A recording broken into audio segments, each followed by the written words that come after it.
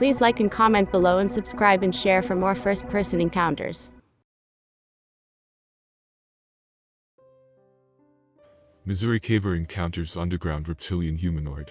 This is the first time I am disclosing my experience to the public. My family has been previously informed of the details. At the time, I owned a small business which I had started after I finished a 12-year stint in the military. I was then living near Eldridge, Missouri and was raised in the general area and knew the terrain fairly well. I had spent time at the U.S. Army Engineer School in Fort Leonard Wood, Missouri, and some of the training included spelunking. When I left the Army, I continued to explore caves as recreation. In 1993, I helped form a local group of experienced cavers.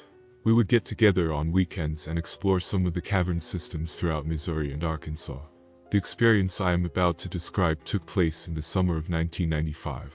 I was on my own that day, which was not uncommon. I had decided to check out a cave in Camden County, Missouri, which was part of a fairly large system in the area. From what I could tell, this particular cave had not been explored for a long period of time. The entrance was very narrow and well hidden. After squeezing through the opening, I descended another 50 feet or so before the cave began to open up into a series of chambers. I moved through several of these chambers, taking my time to examine the area for possible artifacts and formations. I finally reached what I thought was the end of the cave. I started to hear a rustling sound that was echoing from a small opening near the top of the chamber. I assumed the sounds were bats and didn't pay much attention to it.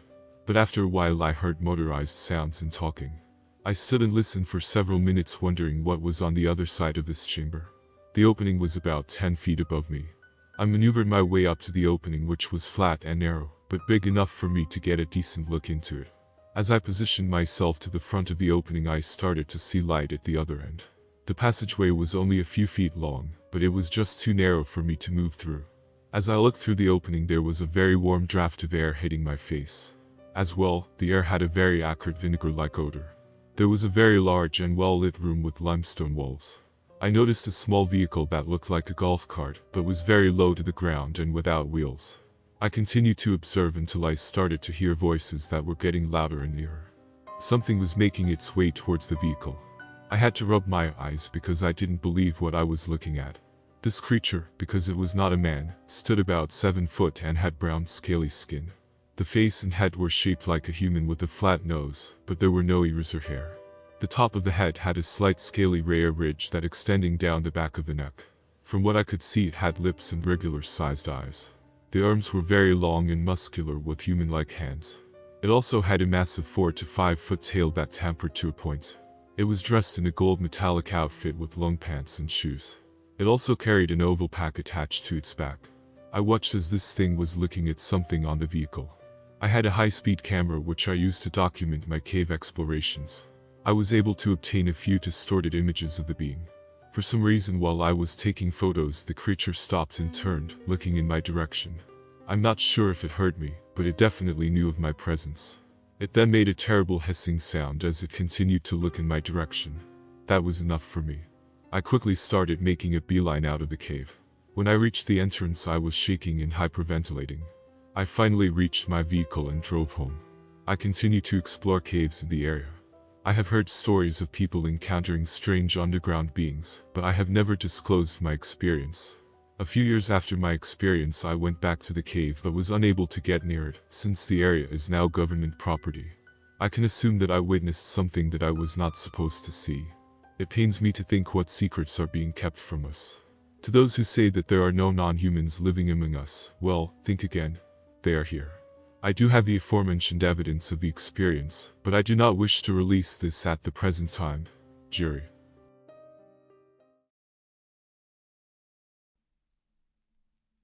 Cloaked reptilian abduction. My friend and I were scoping out a house where there were occult practices from a fairly good distance, about 100 yards off. There was a field nearby where cows are kept to feed on the field during the winter, and they were dead quiet. So was everything else in the valley. Not a single sound. Except for a demonic roar that was multi-pitched and would come from about 100 yards off about every other minute or so. We didn't really care though, because we suspected we were well camouflaged and it was late enough at night to evade, which we had already done that night, if necessary. We were overlooking an embankment about 15 yards apart from each other. My friend was ahead of me. I was looking at him to get the go-ahead to move because our presence was already known there. He suddenly froze, then started sprinting in my direction. Under his breath he told me to run, and run we did, for about 1.5 miles. Along the way we could hear the multi-pitched voice call to its buddies, and they would call back, in their multi-pitched voices. When we finally got out and got to have a cigarette, he told me what happened. The house we were checking had company. As he was checking out the house, a 8.0 to 8.5 foot tall cloaked being came to the window and looked directly at him. He said he froze from its stare, and then saw it make a go for the door of the house. He made for it when that happened and we both ran. He said the thing wasn't human, and wasn't very happy. We didn't speak an entire word on the ride back. The feeling down there is death, and you have to accept it to face these guys. Worst trepidation of my life, no joke. When we got back to my friend's house, his eyes started to bleed. They bleed for about the next full day.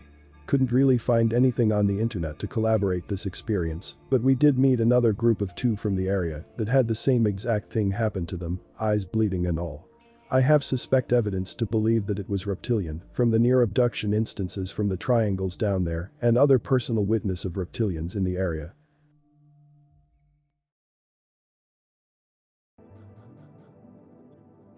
I was attacked by a reptilian. I awoke one night in a state, of which I can only explain as a spasm. My body was in a rigid state. I could not move a muscle, and felt like something was on top of me.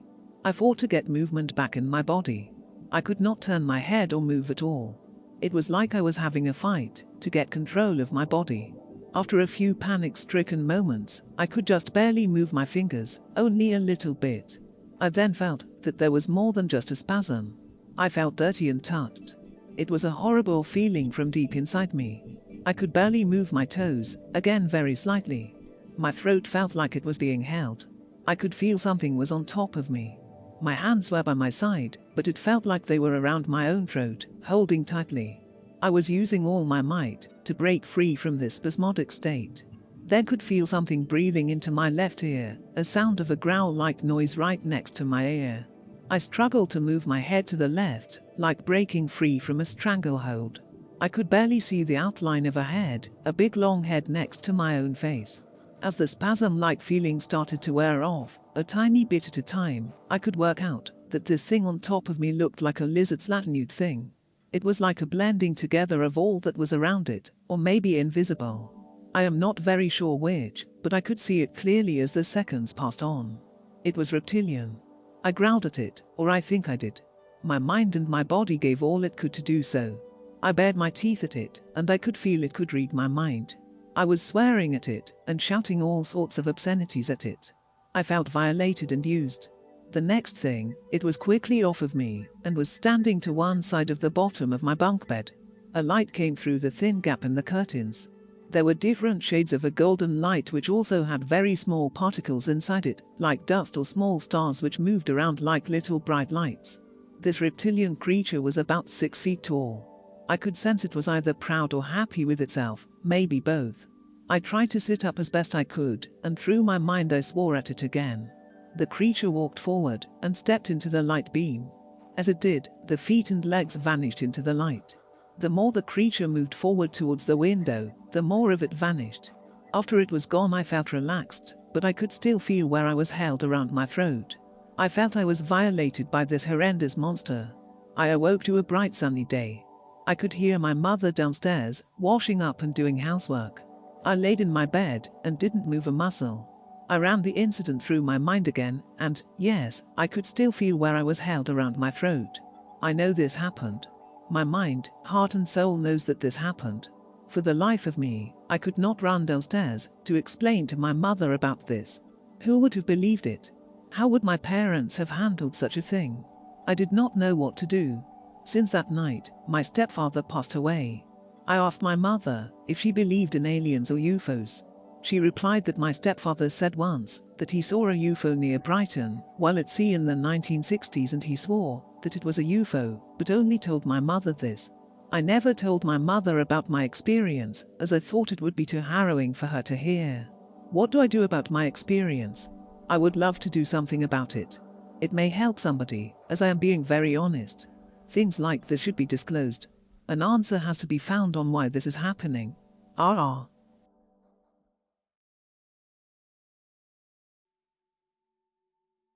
Reptilian encounter in Taiwan.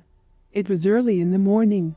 I was living in a small temple with some monks and nuns near Hsinchu City in northern Taiwan. The master told me not to go jogging too early in the morning, but I had to get back and be ready for morning ceremony. I left the temple at around 4 a.m. I had jogged the same route a few times already. As I ran down the hill to the valley, I could see someone standing on the side of a small Chinese bridge. I was thinking, must be some strange guy, I will go say good morning to him. As I got closer, I thought, this is too big to be a man. The roadside is covered in bamboo on the side. I would lose sight as I turned the bend in the road going down to the valley. As I got within about 30 feet toward the last bend in the road, my body went into shock. I knew this because my arms and legs turned white as the blood raced to my vital organs, so I had to slow down.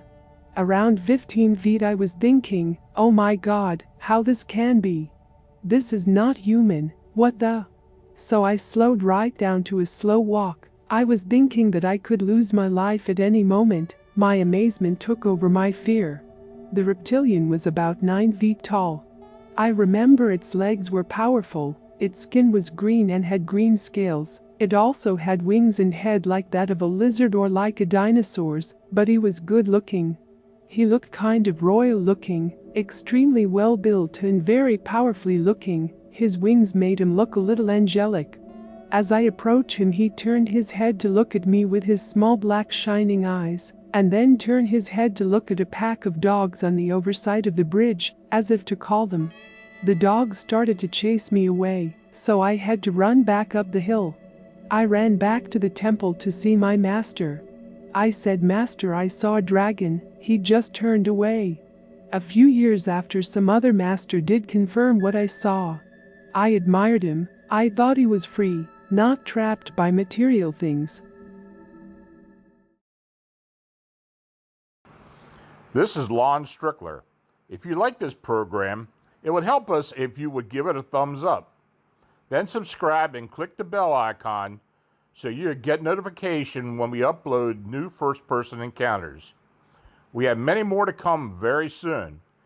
And by the way, if you have a suggestion or an experience of your own, please leave a comment.